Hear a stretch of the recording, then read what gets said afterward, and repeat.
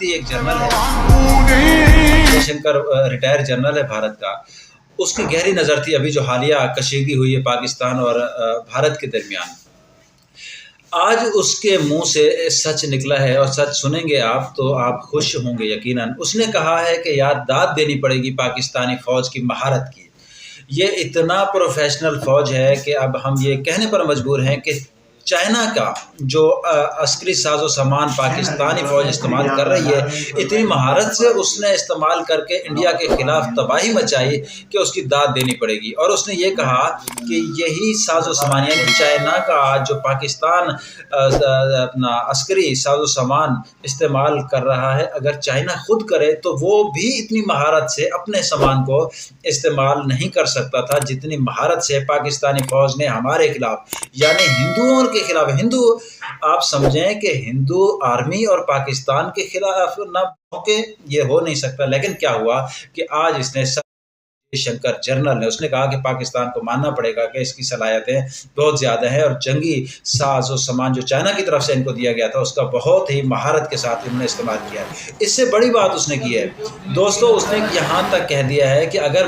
مجھے آپشن دیے جائیں کہ ہماری فوج، ہندوستانی فوج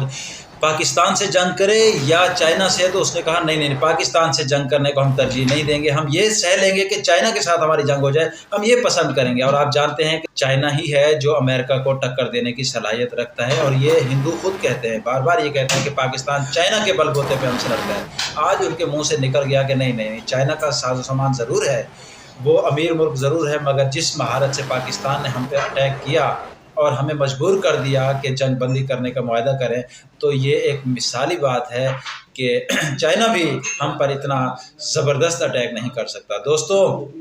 اس طرح کی خبریں دل کو خوش کرتی ہیں تو حقیقت یہی ہم جانتے ہیں کہ پوری دنیا ایک طرف پاک فوج ہے، ایک طرف پاکستان کے اندر پاک فوج کے اندر جو جذبہ ہے، دیکھیں یہ F-16 ہو گئے، JF-17 تھنڈر ہو گئے، ہمیشہ سے تو ہمارے پاس یہ چیزیں نہیں تھی نا۔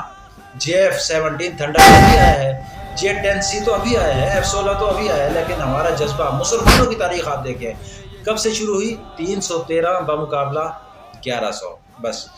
آپ سمجھ گئے ہوں گے، 313 بمقابلہ 1100۔ آج بھی بھارت سے دیکھیں تو تقریباً یہی ایوریج بنتی ہے۔ تو بھارت کو یاد رکھنا چاہیے، یہ بارڈر کے اوپر لکھنا چاہیے 313 بمقابلہ 1100، اس سے ہی کانپ کے ان کا موتر نکلتا رہے گا۔ دوستو، نیکسٹ ویڈیو تک کے مجھے اجازت دیں، میں نئی ویڈیو بنا کر حاضر ہوتا ہوں آپ سے، دوبارہ ملتا ہوں۔ السلام علیکم۔